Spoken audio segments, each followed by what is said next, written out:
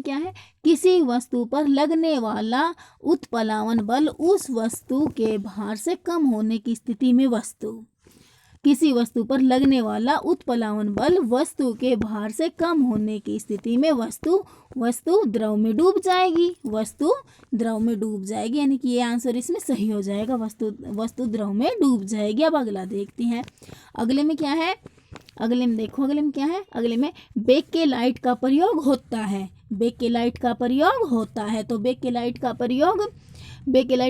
प्रयोग बिजली के स्विच बनाने में, बेकेलाइट का प्रयोग होता है बिजली के स्विच बनाने में होता है। अब अगला देखते हैं, अगले में क्या है, अगले में हेप्टाक्लोर रसायन है, हेप्टाक्लोर रसायन है। तो हेप्टाक्लोर रसायन कीटनाशक दवा है, हेप्टाक्लोर रसायन कीटनाशक दवा है, यानी कि आंसर इसमें सही हो जाएगा। अब अगला देखते हैं, अगले में क्या है, अगले में निम्नलिखित में से कौन कार्बोनेट है, निम्नलिखित में से कौन कार्बोनेट है। तो इनमें से कार्बोनेट कौन है, तो इनमें से कार्बोनेट मैग्नेसाइट, कौन, मैग्नेसाइट, यानी कि इसमें ये सी आंसर सही हो जाएगा, मैग्नेसाइट। अब अगला देखते हैं, अगले में क्या है, अगले में पिग आयरन में लोहे की मात्रा लगभग होती है, पिग आयरन में लोहे की मात्रा लगभग कितनी होती है, तो कितनी होती है, 93%, कितनी होती है, 93%, यानी कि सी आंसर इसमें सही हो जाएगा। अब अगला देखते हैं, अगले में क्या है, अगले में है अधात्विक ऑक्साइड जल से क्रिया कर बनाते हैं, अधात्विक ऑक्साइड जल से क्रिया करके क्या बनाते हैं, तो क्या बनाते हैं, अम्ल बनाते हैं। कुछ अधात्विक ऑक्साइड SO3 तथा M2O5 जल में घुलकर अम्ल का निर्माण करते हैं, इसलिए अधात्विक ऑक्साइड जल से क्रिया करके बनाते हैं अम्ल।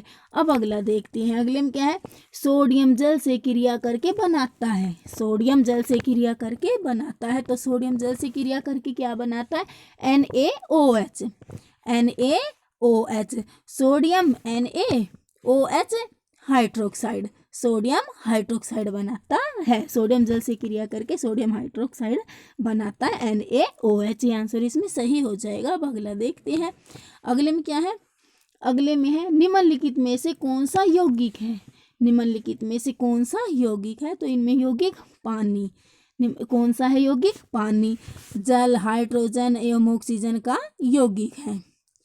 अब अगला देखते हैं, अगले में क्या है, अगले में है निम्नलिखित में से कौन सामान्यतः फफूंदनाशक के रूप में प्रयोग होता है, इनमें से फफूंदनाशक के रूप में प्रयोग होता है, तो कॉपर सल्फेट, कॉपर सल्फेट, यानी कि इसमें ये भी आंसर सही हो जाएगा। कॉपर सल्फेट सामान्यतः फफूंदनाशक है जो फलों, सब्जियों एवं अन्य अनाजों के जीवाणु एवं फफूंद रोगों को नियंत्रित करता है।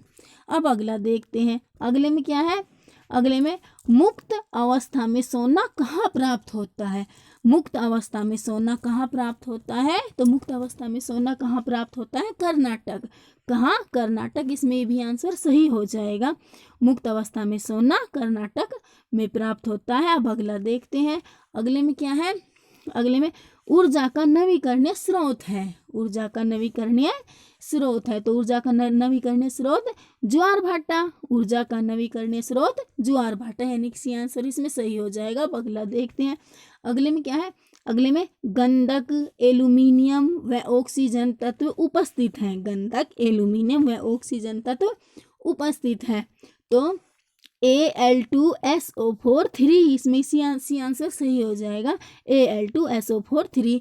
अब अगला देखते हैं, अगले में क्या है, अगले में धावन सोडा का सूत्र है, धावन सोडे का सूत्र है, तो धावन सोडा का सूत्र Na2CO3, Na2CO3, यानी कि बी आंसर इसमें सही हो जाएगा। अब अगला देखते हैं, अगले में क्या है, अगले में N2O3 में नाइट्रोजन तत्व की संयोजकता है, N2O3 में नाइट्रोजन तत्व की संयोजकता है, तो इसमें 3 नाइट्रोजन तत्व की संयोजकता है 3, यानी कि बी आंसर इसमें सही हो जाएगा 3। अब अगला देखते हैं, अगले में क्या है, अगले में विटामिन बी कॉम्प्लेक्स का सर्वोत्तम स्रोत है, विटामिन बी कॉम्प्लेक्स का सर्वोत्तम स्रोत है, तो क्या है सर्वोत्तम स्रोत, यकृत, इसमें इसी आंसर सही हो जाएगा यकृत।